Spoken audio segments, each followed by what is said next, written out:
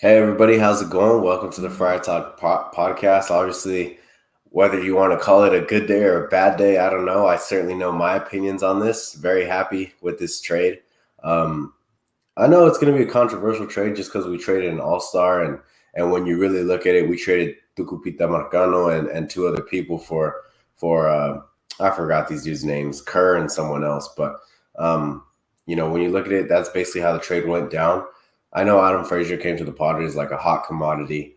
The best hitting second baseman in baseball, led the league in hits, but I don't really think it's fair or it's all right to go based off those numbers rather than what he did with the Padres. What he did with the Padres was bad. I believe he had It was under bad. 700. Yeah, I believe he had It under was a 700 662. OPS. Yeah, that's atrocious. So far under a 700 OPS, and whether you want to think of this as it is a salary dump. Like whether we think so or not, it's a salary dump. Also, he wasn't a fit for this team. I mean, even when we traded him, he wasn't a fit for the team. So Chase, what do you think of it? I like it. It frees up the infield. Rozier was a monster in single A. Mm-hmm. He hit, I think, 380, 390. He was tearing the cover off the ball. I mean, sure, it's only low A, but hey, guy's got speed. We got a lefty that throws 100 that can come out of the bullpen. You combine him and Adrian Mortejon, you got two nasty duos coming out of that bullpen. And it's kind of just an interesting piece to see Corey Rozier, see how he develops in the Padres system. Yeah, I mean, it's not very often you see a guy just come in and hit 390 in his first kind of rookie year. So it's an interesting piece. Ray Kerr, we kind of needed some bullpen guys. We were all advocating for like, hey, you know what? Go and get a cheap bullpen arm and see how it goes. This guy's it. He throws 100, has decent off speed. I think it's a pretty good trade. You offload Frazier. Because realistically, when we traded for Frazier, we were all excited, but then we're like, where is he going to play? And Yeah, now absolutely. that he's gone, do you think they re-sign Pham because they don't have a fielder? Or what do you think what happens with that situation? That's pretty tough. I've seen them linked one particular marquee name, Nick Castellanos. I don't think that should happen. I don't think it will happen. No, it won't. Especially when you consider his age and the fact that he's not a good defensive outfielder. I mean, if the DH comes in, then maybe you can start considering that. But the fact that we're still tied to Eric Hosmer and Will Myers, it's tough to imagine that we would make any big moves. I see a comment up here. Pablo and Dylan. So Dylan said that not a single one of these players would get traded, and these are the players that were mentioned. Nola won't get traded. Kim, I doubt I it. don't But think if the salary, traded. yeah, I don't think so either. I doubt it. But if the salary floor comes in, he's possible. Same thing with Profar. Paddock won't get traded. Will Myers is the obvious one that could possibly be traded, especially if a salary floor is implemented. AJ Caswell brought up that he would be easier to trade than Hosmer, which is, it's the unfortunate truth considering Hosmer is much worse than Will Myers, I think he's tied to a team for like an extra 2 years than Will Myers. So that's the unfortunate truth of it, that Will Myers is kind of stuck in a bad situation. But I don't know. I don't know what outfield moves they could make. I hope they wouldn't bring back Pham. I've seen people saying, for example, Caesar saying, I wouldn't mind Pham back for another year. I've seen rumors that he might be back for another year and for a cheap contract. And sorry, I guess it's not the worst thing, but at the same time, I feel like there's better options out there. I feel like he was one of the guys holding this team down, especially when you consider his numbers with runners in scoring position. I do believe he was the worst hitter with runners in scoring position. So something needs to change there. Yeah. And, you mentioned these guys. Will Myers is owed $22.5 million. Eric Hosmer, I think, is 20. Yeah. Teams are probably going to be more okay spending an extra $2.5 million for Myers than paying for probably the worst first baseman in all of baseball. I mean, there's no way around it. When you look at Eric Hosmer's numbers, his defense is lacking, his slugging is lacking, his defense is lacking. He lacks speed. He was probably the worst graded first baseman defensively and offensively in all of baseball. And he's making $20 million. Unless you tie in some nice prospects, no team is going to want that.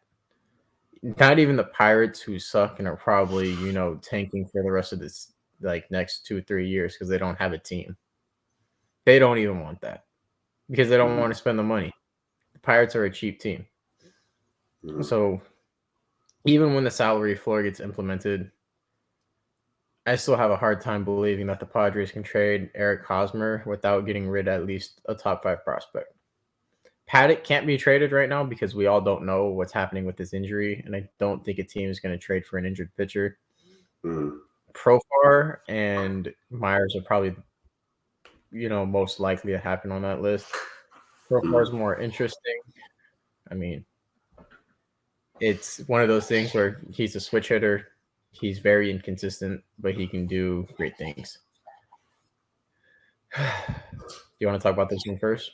Yeah. So for anyone who watches Hog Watch, I believe is the name of the channel, Borna, he brought up the idea of trading Hassel and Hosmer, and I wouldn't say it was just him. Of course, it's been a rumor for a while now, but it kind of picked up again. And in order to get rid of Hosmer, it's a reality. You might have to tie Robert Hassel. Does it mean we want it to happen?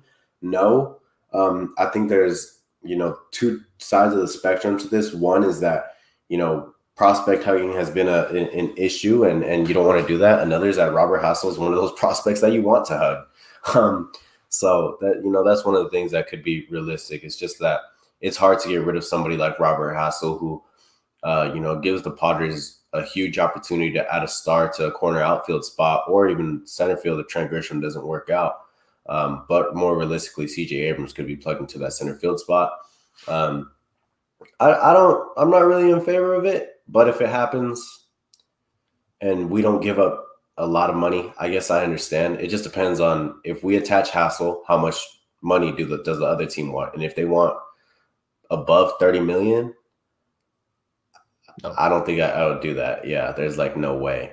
The team would have to eat everything but 10 to 15 million. If they wouldn't, exactly. There's no way that I would give up Hassel. Coming out into the draft, he was graded as the best pure hitter class. He was comped to Bellinger and Christian Yelich at that age. He made a huge jump this year, and we all see that he has the talent to succeed, and you just can't get rid of that to give up a really bad contract that should have never been signed in the first place. Yeah, also, it's easy to remember that, the Padres do have a limited window right now. It's probably another 2 or 3 years.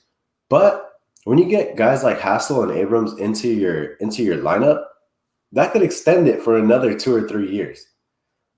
That's how big pieces they are. If they do pan out, now you got Fernando, Manny, hopefully Manny, Jake, Abrams, Grisham, and Hassel tied in for a couple more years together, and that expands your window. Not to mention, you're probably going to re-sign at least 1 or 2 of your current pitchers and add Mackenzie Gore to the mix. Hopefully he pans out. AJ Preller's a madman. He'll find a way to get more players onto this team. But, if the other team's willing to eat a lot, and I mean a lot, of Eric Hosmer's contract, then I guess it's not the worst thing in the world to give up a prospect. But it's hard not to prospect hug when the prospect is this damn good. Let's see what else we got. Go for it, Chase. Hey, I do got a question for you, though. Who would you rather keep, or in a case of trade with Hosmer, who would you rather keep in a trade? Campusano or Hassel? If you guys will let one go to get rid of Eric Hosmer's contract. Probably I'd rather get rid of Campusano. I think I would rather get rid of Campusano, which is tough. I thought you put up more of a fight for him. No, I would rather get rid of Campusano. I like I like Hasel's bat a lot more. I like the idea of putting him in an outfield spot. Damn, I am sick. I like the idea of putting him in an outfield spot. I think he'll mesh really well with this team. A lefty bat with a lot of power who could realistically be a 25, 30 bomb hitter per year. Campusano, I love Campusano. I think he's a great player. I really like him behind the plate, but that's the thing is I don't think he has as much upside as Robert Hassel does. Yeah. Understandable. Let's see. What do you guys think of Hassel, Rozier, and there we go. Realistically, this probably is not going to happen. Rozier is 21. Wood just came out of high school, and Hassel's in his second year of his minor leagues. And two, there's a lot of outfield prospects in this organization. At one point, one of these guys might just become trade bait. And, you still have Grisham. You have the chance of Abrams moving into the outfield. There's so many things that would be a great outfield to have. It would be a fast outfield. Wood is just an athletic freak. He jumps off the table with athleticism. Hassel's really good with the bat. We just don't know how they're going to develop in the future.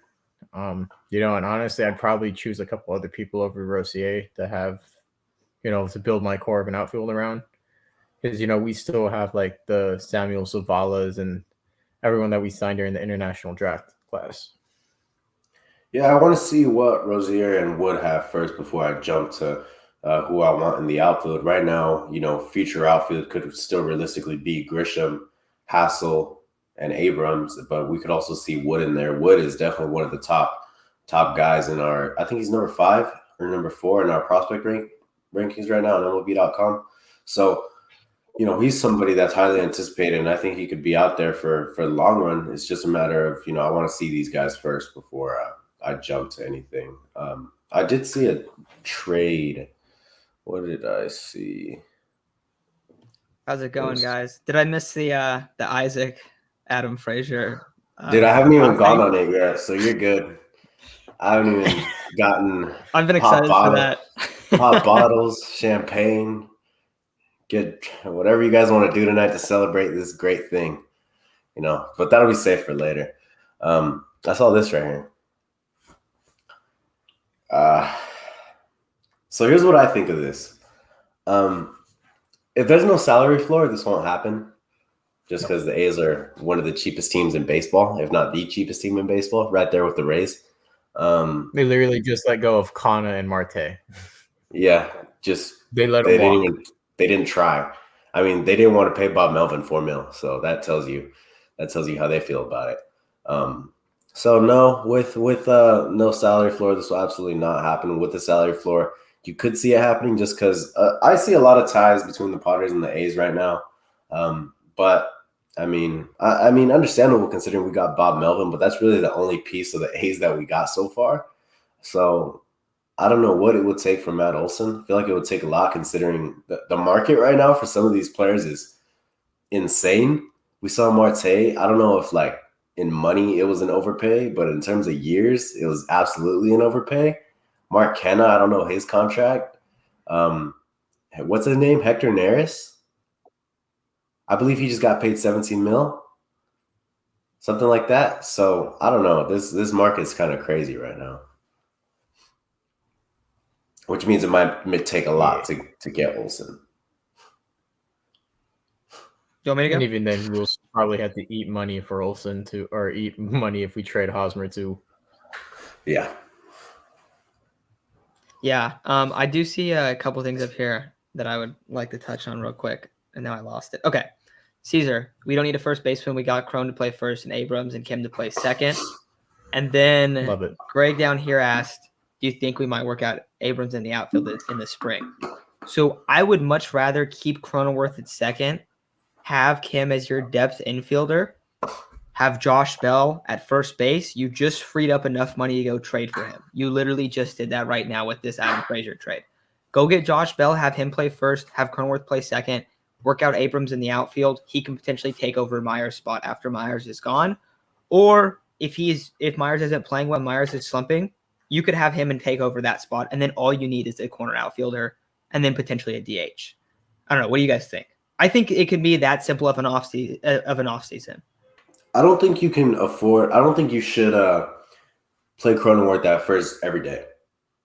He's such a good second baseman. Like, I think his glove is underrated. I think he's like, the plays he makes are fantastic. He's so good there. And I understand Kim might be a little better. But like with the way Kim has hit lately, and I think with spring training and I think with time, he's going to become a better hitter, of course. But only time will tell with that. Meanwhile, you got a proven commodity in Jake Cronenworth, who plays fantastic defense and is one of our best hitters, probably our third best hitter. So I mean, of course, you're going to play him at first sometimes, which is great. Like he's a really good first baseman, but second baseman, like him and Fernando as your second baseman and shortstop has been fantastic. And with Kim, you can't really afford to have his bat in your lineup as long as he's hitting the way that he did. So can I say one thing? Proposal. Go for it, Chase. Yeah. All right, go ahead, Matt. This is going to be an interesting one. Go ahead. No, go ahead. You go first, and then we'll talk about Profar. Because it has to do with somebody else moving from the outfield to first base.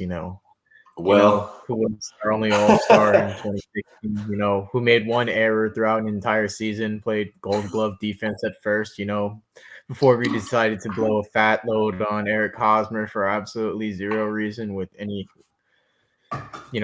Will Myers could easily slide back to first base. It would save him the wear and tear from the outfield. He's still got the speed. He can easily jump back at first base and play the same amount of defense. Way better than Eric Hosmer. You guys got a pretty good arm. He's very athletic. And I feel like just moving him to first base takes a lot of pressure off him defensively. And we saw him be really comfortable in that position and succeed. He was about to have his first, I think, 30-30 season at first. And then we decided, Eric Hosmer is the way to go. So I feel like moving Myers back to first, keeping Cronenworth at second, having Abrams then take over that right field spot. You still only need a left fielder then. Cronenworth stays there, and even worst case scenario, you can introduce Kim into left field. He has the speed to do it. He has the glove to do it. He tracks the ball really well from what we've seen. I think that's the biggest win you could possibly have. What do you guys think? I like it. I do wonder. Anyone remember the Myers at third base experiment? Yeah, I'm not going to see that anytime soon. That was hilarious. Well, I think, Chase, it's a good move because it's how you maximize your players. What's the best way to maximize Will Myers? He's not a horrendous defensive outfielder, but I would expect Abrams to project better there, just on his build, on how he plays, being a shortstop. Like, I don't know. I just think he'll be better there. Will can also bulk up. He can put some weight on. He can try to become a little bit more of a power hitter. And yes, he strikes out a ton. But if he goes up there and he hits 30 bombs at first base and he only hits 250, because that's usually where he's hitting. He's usually hitting like 250, like 320, 310 on base percentage. But if he has 30 bombs with that, that's a pretty productive player. And he's playing great for defensively at first base because that's what he's done in the past.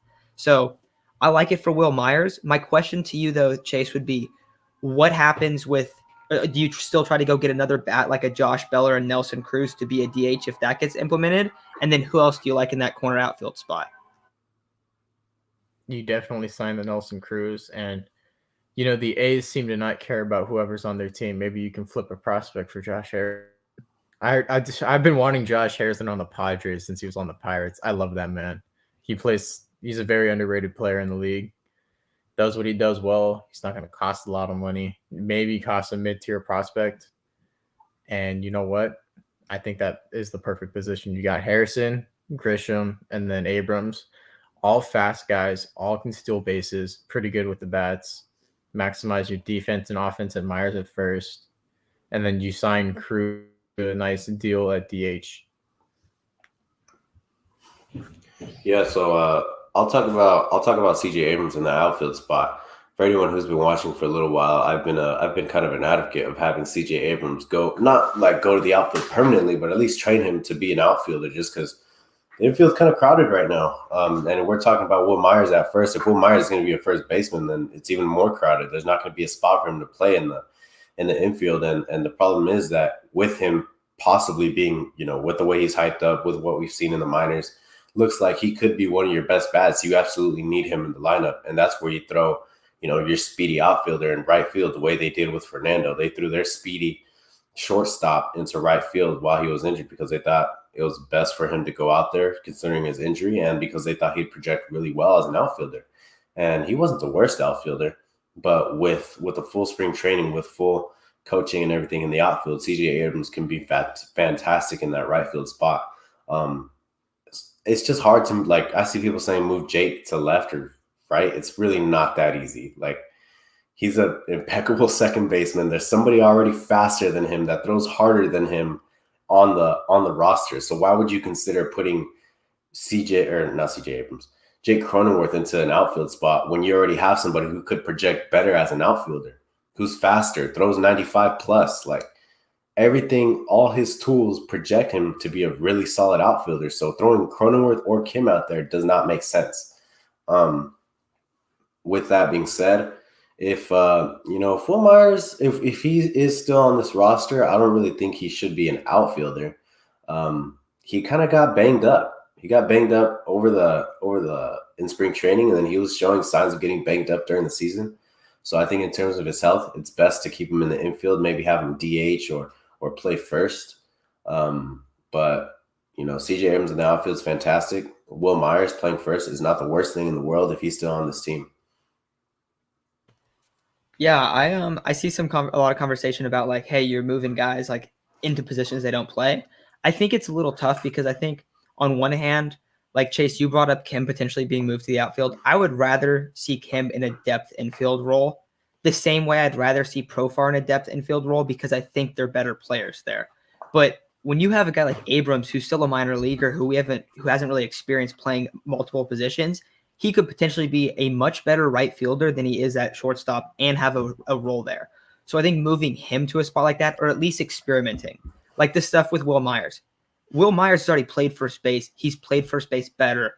They've done this outfield. I don't want to say it's an experiment because he's not a super bad defensive outfielder, but he's a much better first baseman. So I would rather have him there. It's just tough though, because you can move players. There's a lot of guys that are wasn't Will Myers a catcher? Isn't that the thing? He was a catcher, right? Initially. Myers was drafted as a catcher. Then he was moved to right field and center field. And then when he got traded to the Padres, he was the right fielder until he hurt his elbow. They moved him to first base. Then they signed Eric Hosmer. Then he went back to center field. And there was that whole Andy Green fiasco where then they were like, you know what? You're going to become a third baseman because we really need a third baseman now. But then we're not. And then he brought up on Fortnite, right? Yeah. But they have guys Trevor Hoffman was a failed shortstop, became one of the best closers in the game. Kenley Jansen was a failed catcher, went to pitching. There are guys that went from pitching to hitting. You have guys that have had very successful switches to a different position because they got more playing time there. Nola played almost every position in the minor league possible and only went to catchers because the Mariners needed a catcher and wanted to get his bat in the lineup, and look what happened. Mookie went from a middle infielder to a superstar in right field. Another example. See, I think that's not like Abrams is going to be Mookie Betts, but I think the skill sets, the speed, the They're power so of the velocity that they throw at, I think that's similar, defensively. Because we can't really compare them on offense. We haven't seen Abrams against. We've seen him against a little bit of MLB pitching in spring, but that's about it. Yeah. But even before the season started this year, I remember there were reports saying that Kim might play the outfield because he has the speed for it, he has the glove for it, he has the arm for it, and it seems he can track the ball really nicely in the air. We've seen it multiple times when he's running out into the outfield. So you know what? Real quick question for you, Chase. Yeah. Can he be like Chris Taylor? Could he be one of those guys potentially? Yeah, that's what I've been thinking. That's interesting. I didn't really think of that. I don't know. It's just for me, Like, yeah, I see Brian. He said, look what happened when we put Tatis in the outfield. The thing with putting Tatis in the outfield is that when was the last time he actually took outfield rep? That's why I was saying, like, when we were talking about it, I was saying, no, please keep him at shortstop. Keep him at shortstop. I don't think he's going to do good in the outfield. And then he goes out there, and he's not horrible, but his tracking is off. Everything's off about him. Like, go ahead, Chase. There's a huge difference, though. Ha-Seong Kim and them will have an entire offseason. That's what I was, yeah. Into the outfield. That's what I was going to say. Tatis just got thrown into the outfield mid-season. Yes, We're not throwing them out there randomly. We're giving them an offseason to prepare. Dude, exactly. Different. I was so scared of Tatis like running into the wall and like totally destroying his shoulder, just like not playing it. Because like I do think having a full spring is completely different, and that's why you see guys like figure that stuff out in spring. Like it's not just like, all right, go out there. You were playing shortstop on Tuesday, you're playing outfield on Friday. Like there's very few guys that can do it that have really like seen that role. But let's see what else we got here. I saw someone bring up Michael Conforto. He could be nice in the outfield. I was thinking about him too as potentially being added. What do you guys feel about him? Brian said, yeah, that too. Brian said outfield isn't that easy. I completely agree, which is why I said don't put Tatis out there. That's just not easy, bro. But Isaac, you're biased. I know. Of course I'm biased. But that's just not easy. I'm with you, Isaac. I know the outfield isn't that easy. But it's not easy. So with Michael Conforto, I don't really know. I think he had like a 2 WAR or maybe lower than that, like a 0.8. And with the he was bad. Yeah, he wasn't that good. With the current market going with the way it's going right now, I kind of think he'll have to overpay. And I don't think the Padres are really in a position to overpay for somebody that isn't going to pan out. We've overpaid multiple times for people that don't pan out. I've seen cases of trading for like Cedric Mullins or getting Michael Conforto, and in these instances, what you would have to give up is an overpay. That's just how it is. Mullins, I think you would have to overpay, and I don't want to be in a situation where the Padres are overpaying the way they did with Adam Frazier. I thought that was a heavy overpay. Now looking at it, it is really a heavy overpay. And, that's kind of what has put the Padres in this position. Yeah. I don't think they can sign, like maybe Conforto on a bounce back deal, but they're still probably going to spend like 12 to 15 million on a 1-year deal for him. Because that's just how the market is. So I'll give you guys his projected contract. 6 years, 114 million. That's 19.1 million annually. That's a lot. That's too much. Yeah, that's way too much. Yeah, I don't know if I like that. I mean, it's just like if you got him on like maybe a prove it deal, sure. But you have guys that are potentially going to be there in your system that are close to being ready to be being promoted. So I don't know. Any of these other trades that people are bringing up that you guys like? No, I haven't seen one yet that I'm like really interested in. Of course, it's because like I don't want them to overpay. Like I just don't know what moves they can make where they're not in a position like, okay, we're gonna have to pay a lot for this guy. Because like I said, the market right now is crazy. Like I just saw a guy who threw almost for a 4 ERA out of the bullpen signed for a nice deal in Houston. Like I don't know what these deals are, considering we might not even play a full season this year. If we sign a guy to a 1-year deal and it's for a lot of money, you don't even get a full 162 out of him, then it's like, damn, what are we supposed to do now? So no, I kind of like that they're having a patient approach. I know we all want to see moves left and right out of the Padres. It's what we've been seeing the past 2 years, really. But right now, it's a good approach to be patient because we kind of want the scraps right now, unfortunately. Yeah, I really wonder what's going to turn out. Have you guys discussed? So, Isaac, did you ever do your Adam Frazier rant? Guys, the time has come. We already had somebody who consistently hit ground balls to the second baseman every single game. Now we added somebody that did that at the deadline, and now we got rid of him. I honestly want to say that was one of the worst moves of AJ Preller's career. I forgot who in the comments I was kind of, I wouldn't say arguing with, but like having a disagreement with when they were saying, Frazier's going to bounce back. And I just kept saying, no, all the guy does is hit ground balls to the second baseman. There are no signs of bouncing back. He sucks. Not to mention he wasn't the best infielder. Like, I don't even know how this guy was an all-star. Well, okay. Pause. He was fantastic before he came to us. So, coming to us and only hitting for a 662 OPS, you were even worse than Eric Hosmer. I don't really know what to think of the guy. It's not a move where I'm like, oh, man, we got rid of Adam Frazier. It's hell yeah, we got rid of Adam Frazier. We just got rid of $8 million off the books. Really, that was almost like a useless $8 million. The guy consistently hit ground balls to second baseman. Runners in scoring position, ground ball to the second baseman. This guy was hitting leadoff.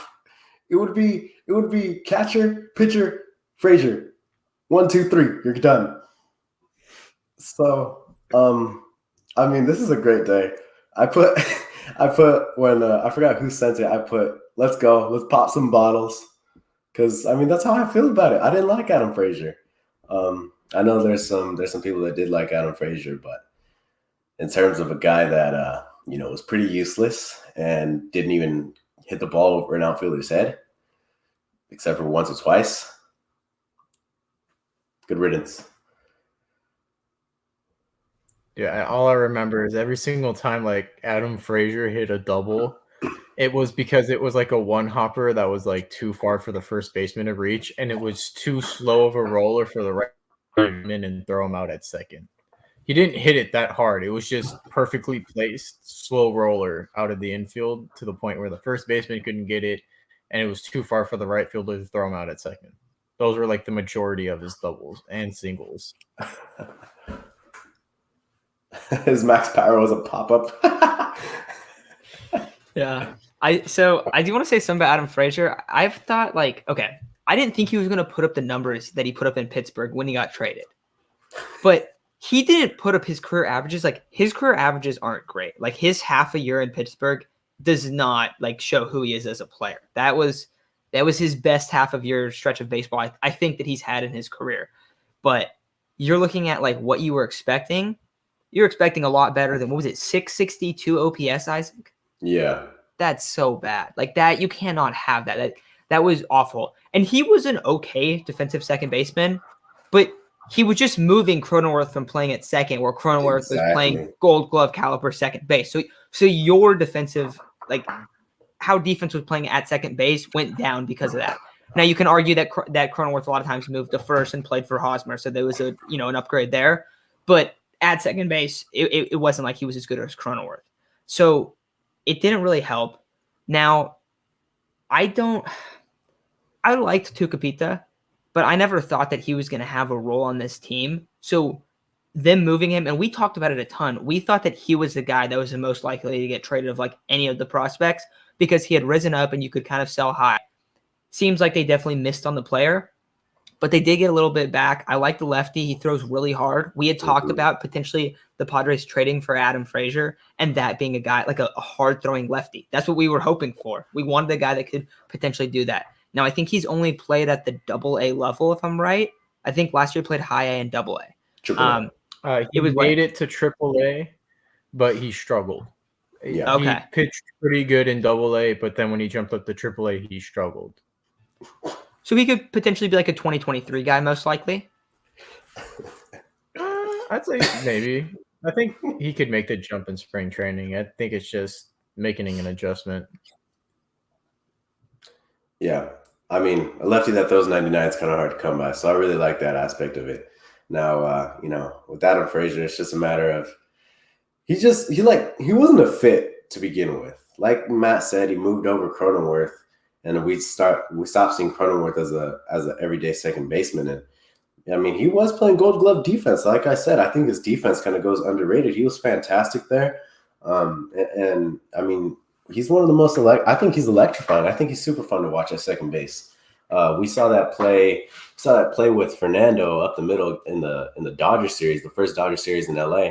not the first Dodger series, just the first one in LA, where they turned 2 in I think it was the second game or the first game, I forgot which one, but it ended up being the game-saving double play. And, those are the kind of plays that he makes. And those are the kind of plays that Ha-Seong Kim can make too. Now, who's the only one that can't make that play? It ended up being Adam Frazier. Eric Hosmer. Well, that guy can't make a play to save his life. I've never seen a first baseman going back of the bag to try and scoop a ball. No, with Adam Frazier though, it's like it wasn't a fit, and I feel like if I remember correctly, Kevin Acee mentioned that even the Padres players were confused by the trade because it wasn't a fit. So, they wanted a pitcher, and the thing with Marcano is that I felt like they should have kept him to go get a pitcher instead of Frazier. Like, they could have added him in the Scherzer deal if that's what it took, and I would have been okay with that. Now, did it end up panning out for the Dodgers? No, but I think it would have panned out for us in terms of, just like the Dodgers, at least making it to the NLCS. So if you would have given up, Marcano, I don't know, Weathers, a couple other prospects, and gotten Turner and Scherzer, man, you're set up perfectly. And I think you could have put, with the way that everything went with Fernando, if you would have just kept him in right field, you could have plugged in Turner for at least a little bit. And then, I don't know, maybe sell high on him after. I'm not sure, but the more good players, the better. Yeah, so I see some people talking about maybe what this move means, and potentially is the move for Frazier for money. I think yes, absolutely. I did want to just briefly mention Corey Rose. Is it Rozier? That's how you say his last name, right? Corey Rozier. He's super young. He was only 21 last year. I think that yes, it's definitely like a salary dump, 100%. But I think that we have to look at the corresponding moves that the Padres make to really judge this one. I think, and when you look up losing Tucupita, potentially you can have a guy that will be a solid end of the bullpen kind of guy, a lefty that throws gas. Maybe it's at least you recovered something back from it. And Corey Rozier, he's really young. So it's like he's a super raw player. It's hard to tell, like, okay, what is this going to become? But so far, he was great. He was great in a low A. And it's low A. So, like, we got to see, okay, how it goes. But I don't know. I think that it could be one where, like, you did recoup some assets and the Mariners get a guy that makes more sense for them. I just don't really think, like, Frazier, it was a good trade to begin with, even though I don't think losing Tucupita was huge. And like I said, I think Tucupita is going to be a solid player. I just think you're always going to want an upgrade of a guy like Tucupita in the outfield. So for me, it becomes something like, yeah, you gave up a little bit too much, but if you recoup enough assets, it won't look that bad down the road.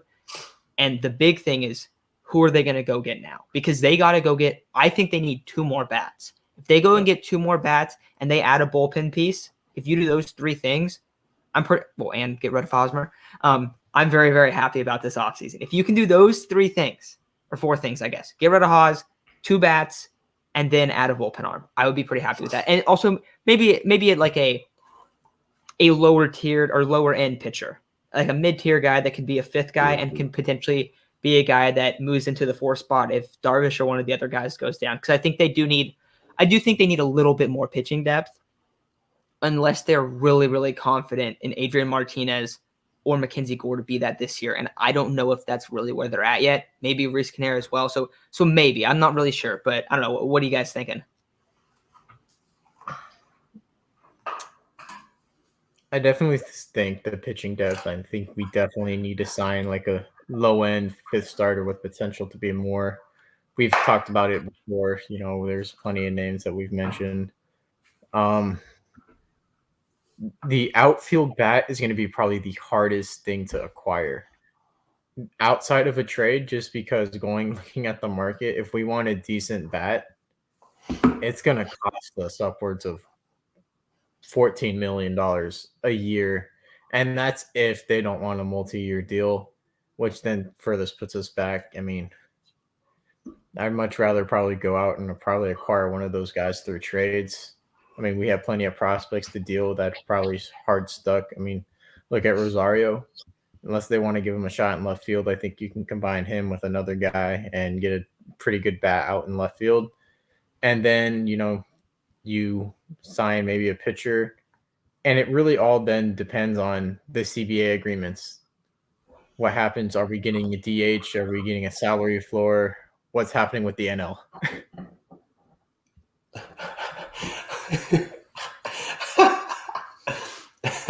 Sorry. I'm seeing that the hitter won't be ready for years. Wet Bandit said it, and Kerr throws hard, but is not ready for bigs. It's just more of a salary dump. It's something that it's a salary dump. It's a guy that doesn't fit what the Padres need right now. I think we've mentioned multiple times on the channel that the Padres don't really need somebody that could hit for contact. What they need is power in this lineup. And I know kind of the old school philosophy is put the ball in play, see what happens, or we just need guys that get on base. But right now, with the way the league's going and the way the pitchers are throwing with spin rates and all this kind of crazy stuff that they got, we're seeing a lot of strikeouts. But what we're seeing also is guys trying to go deep, and that's for a reason, because it's a lot harder to hit these guys for contact. So we've seen multiple times or throughout the MLB last year that the teams that hit for power were in the playoffs. I think 8 out of 10 of them were top 10 in OPS. I know a couple of them were top 10 in home runs. I forgot the rest of the numbers. I know that, I brought it up multiple times. The teams in the NLCS and the ALCS were the teams that hit the least amount of ground balls. So, hitting for power is absolutely important. It's what this Padres lineup needs. You see throughout this Padres lineup, there weren't enough home runs being hit. I know home runs aren't everything, but Fernando hit 42 and the next up was I think 28.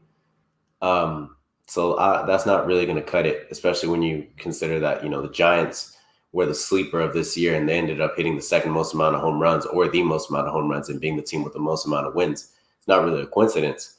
We do need some more lineup. We do need some more bats in this lineup. We've brought up what's his name? Josh Bell multiple times. You look at his baseball savant numbers, very similar to Manny. That'd be a really big pickup. So we just need guys that can hit, man. I mean, very simple. We need guys that can hit for power. Yeah, I see a couple names being mentioned here. You bring up Josh Bell. I don't know if we did it in what episode it was, but we talked about hey, what's the one move you guys want to see made? And for me, it was Josh Bell. That's what I really want to see happen. I want them to see a trade for Josh Bell. I think it could be Rosario that goes over there, and then potentially you have Josh Bell at first. He has played at second base in his career, and also he can DH if the DH is brought to the NL. So monster bat. He is an amazing hitter. He's a switch hitter, kind of brings some flexibility to our lineup. I do see a couple other guys being brought up. Randall, is it Grichuk? I don't know how to say his last name. He's pretty good. He has some power. I don't really care. His numbers, he's barely has over a 700 OPS. And yes, it's 9.5 million, not that crazy. I just think there's better options. And I would rather where the Padres are at now. I don't think it's a bad move or anything like that. I just think they should go over higher quality players because Peter Seidler said that he's willing to pay a lot of money. He's willing to do that. If they're really, really trying to win, then there has to be a better option, I think, than him. But not like a horrible deal or anything like that. I think you're fine there, Arthur. Potentially maybe they do something like that. Other guys, Davies for cheap, John Gray. Chase, I bet you like the idea of bringing John Gray over. Davies would be cheap. And then someone asked Josh Bell what would happen with Hosmer. That would probably have to be a corresponding Hosmer gets traded move in that. Or maybe Hosmer and Bell switch off at DH and first if they're both there. I think it'd be kind of weird though. Yeah, I mean, you guys know I would want to see Hosmer move. But you have to trade Hosmer if you're going to get Bell. Yeah. What do you guys think about Gray and Davies? I don't know. I love John Gray. Go for it, Jay. I love John Gray. However, I think people are going to look outside of his Coors Field numbers because I'm pretty sure his home and road splits are completely different because Coors Field is not a very pitchers-friendly park. Like he said, 2.84 career ERA at Petco. I would love to get this guy on a cheap deal as Mats, but we all know John Gray has ace caliber stuff, and some team's going to look at that and overpay him. Because Zach Wheeler, that was the huge thing with Zach Wheeler. Everybody knew he had ace caliber stuff when he was on the Mets. He just never lived up to the hype. He was always injured and everything, and he signed a pretty big deal. And I don't think the Padres can give that out right now. And you know what? It paid off for the Phillies. He had an amazing year. He was a Cy Young candidate, but I don't know if the Padres can dish out that amount of money for John Gray because I'm pretty sure he's going to want a long-term deal. So the thing with the Padres right now is I know, everyone wants Marcus Stroman. With Hosmer and Meyer still on the books and Profar also, it's just that we can't really afford to go out and break the bank for a pitcher. We need to get somebody that has the potential on a smaller contract. We don't need to go out there and spend a lot of money on a pitcher. I brought it up before. Why do we need to do that? We already got, we traded a lot to get Darvish. We traded a lot to get Snell. We traded for Musgrove. We traded for Clevenger. Like, we already kind of did a lot of moves. Going out there and, spending a lot for somebody, I don't think that's the best move. So John Gray Chase and I have talked about it before about Zach Davies. He got traded to the Cubs where they weren't really in a position to win.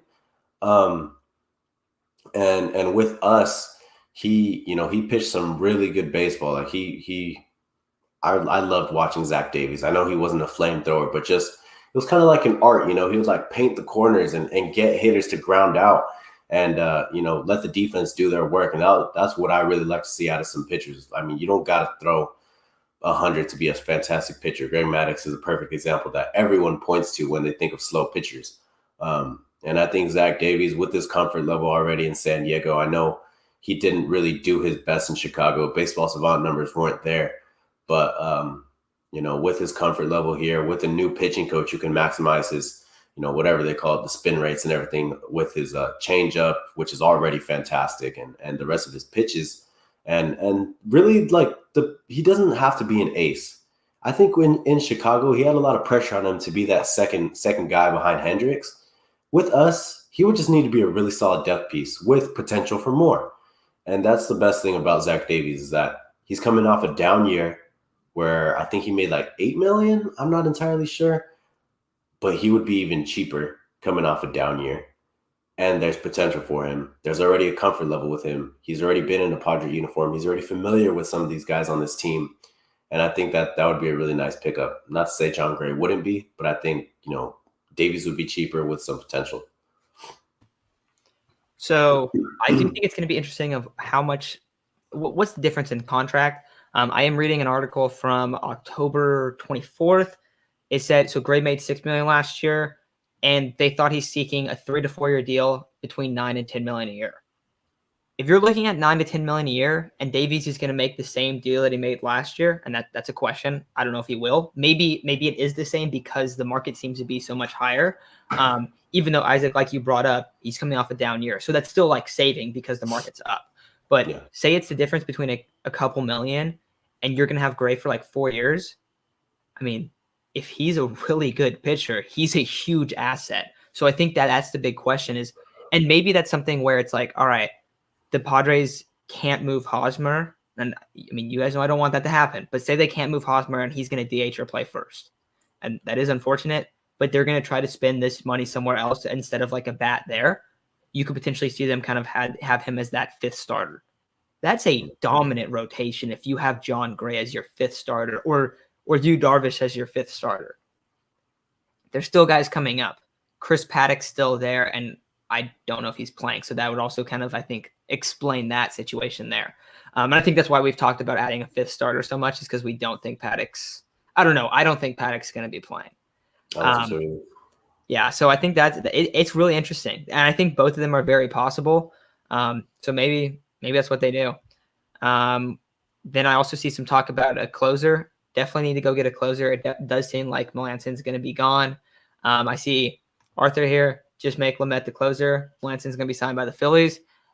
I don't know where Lamet is in terms of health. We've been huge advocates of trying to transition him into a closer or a relieving role where there's less innings. Now, he didn't look great in it last year. He also wasn't really playing. He wasn't healthy. I think that was clear when he kind of came back later in the year. But also he hadn't really like became adjusted to that role. So going to wonder how that plays out. But I don't know who any names that you guys like at closer potentially.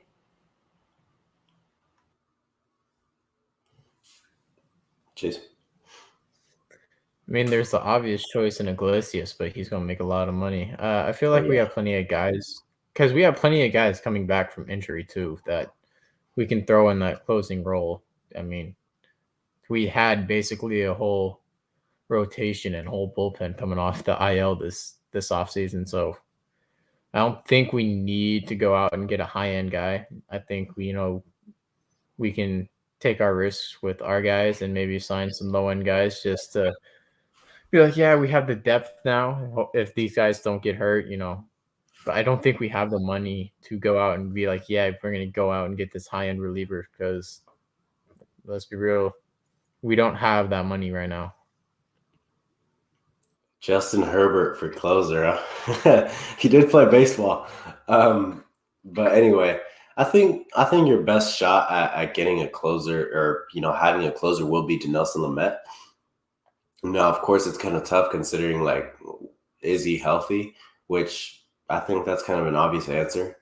No, he's not healthy, which is the unfortunate truth considering, like, he really, like, if he was healthy, he'd be our ace. There's no doubt in my mind. If he was healthy, he'd be our number one going into next season. He'd be our opening day starter. He's fantastic on the mound. With that being said, though, you kind of have to limit his innings. We saw, I think last year, he was kind of on a pitch count when he came back. I think he was only pitching a maximum of 18 pitches. They take him out after 18 pitches every single time. If he reached 18, even if he was about to get the last out, they would take him out. And so, that's kind of unfortunate considering, like, he could be a really solid closer. It's just a matter of you can't really have a closer that's only going to throw 18 pitches because then you have to use somebody else out of the bullpen. And so if he's healthy, absolutely, make him our closer. He's got electric stuff and a wipeout slider with when he's healthy, a 97-plus fastball. Could be an amazing closer. He just needs to take the offseason, get healthy, get on some sort of throwing program. I don't know what it is. Should have gotten Tommy John. But I think that's our best option at a closer. I think the closer market's going to be kind of expensive. I think the reliever market in general is expensive as hell right now. I would honestly think Iglesias is going to make $20 million a year. That's kind of what it's looking like, I believe. Yeah, I do wonder what they do with some of these guys.